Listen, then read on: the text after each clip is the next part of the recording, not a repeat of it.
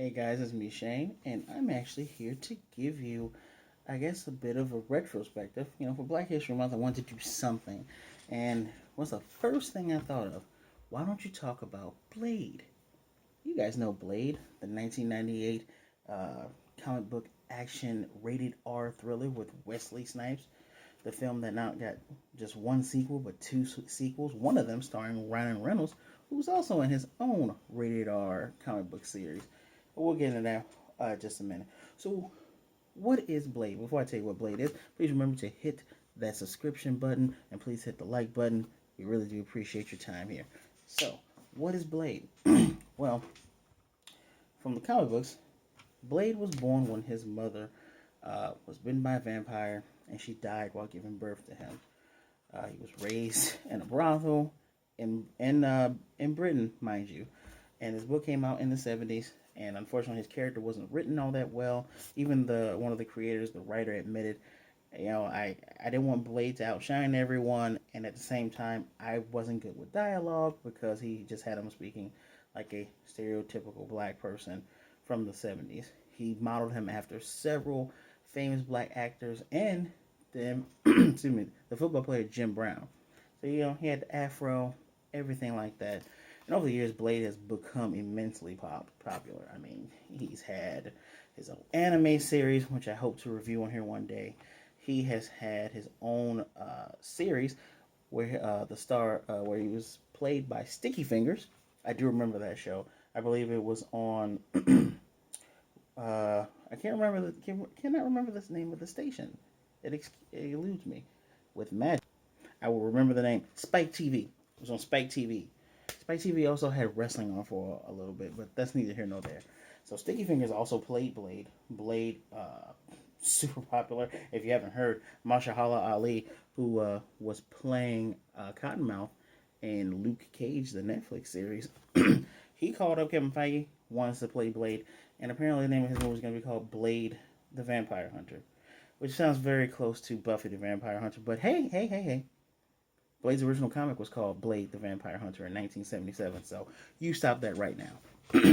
Anyway, um, Blade is a character. He just started off being what they call a daywalker. He can walk throughout the day. He has quick reflexes, but he doesn't have super strength of vampires. But he also had that hunger, and he learned how to fight vampires from this other black vampire hunter. That was also changed in the movie. It was changed to Whistler, which also became Whistler became a character in the 2000s version of Blade. Excuse me. And later on down the line, when Blade met with Mobius, the living vampire, one of Spider-Man's villains slash anti-hero kind of guys. I'm not a huge fan of Mobius. He's too weepy, too emo for me. Regardless of that, once Mobius, an atypical vampire, had bitten Blade, he became more of a Dampier, which means he got the super, he got heightened strength, heightened speed. He already had the heightened abilities, and he's unaffected by sunlight as well as being bitten by other vampires, as well as their hypnotic gaze. So, what does that have to do with Blade, the 1998 film? Well, he more or less comes across as the later versions of Blade. He has all of the abilities with none of the drawbacks. Small drawback. He still needs to, feast on blood, which uh, the guy who works with him, Whistler, gave him a serum. Actually, the movie starts off with him in a vampire raid. I don't think he. I think he might save the guy that's about to get bitten, but he tears up. That's a wonderful way how to start a movie. And the police come in. They investigate it. They bring back one of these vampires who ends up killing one of the guys and biting his love interest, who was a doctor. He has to save her. That he helps her out with Whistler, and then we go down this path of Blade initially thinking his mother was dead. Mother's working with Deacon Frost, who is also a character from the comics, who actually did kill Blade's mother in the comics. So there is history there, and Blade, the Deacon Frost is trying to make this ritual of getting this god called, I want to say the Lamarga. He finds 12 pure vampires, pure blood vampires, not the mixed ones. And, man, that sounds really bad, doesn't it? And he also needs Blade's blood, the blood of the Daywalker. Well, of course, he gets his way, but not summoning the Lamaga. He ends up becoming the Lamaga, killing all these vampires, uh, killing all these pure-blooded vampires. And towards the end, Blade has to finally feed on his love interest, the good doctor, and gains his strength back after nearly being drained dry. Special effects in this movie were pretty good for its time. It was 1998, so it was really good. The choreography was astounding. One of the martial artists, I wish I would know. I couldn't find her name, so trust me, I tried. Young black girl. She was amazing. She was kicking his butt. I think she was about 12, 10 or 12 in the actual movie. Really great representation. I believe she also came from Chicago. Wesley Snipes did his thing, and it was just amazing. One of the most memorable moments is Blade saying, and part of my language, is motherfuckers always trying to ice skate uphill. I remember being in the theaters with my parents for that scene and just the theater erupting. One of the another memorable moments is when Blade cuts Deacon Frost in half. This trail of 3D blood just pulls his body back together. Amazing. Anybody that tries to touch Blade, his long sword, has a mechanism that cuts off their hands. All in all, great movie. I don't know how I feel about the sequels. Sequels get kind of muddled, but you know, Ryan Reynolds is a highlight of one of them. Uh, why is this movie important though? This movie is important because Blade is technically the first African American superhero on the big screen from a comic book series. This movie actually paved the way. Now, New Line Cinema had the rights to the character. Marvel recently, and by recently I mean 2012, got the rights to Blade back. Pardon me. But this paved the way. 1998, this is before the X-Men.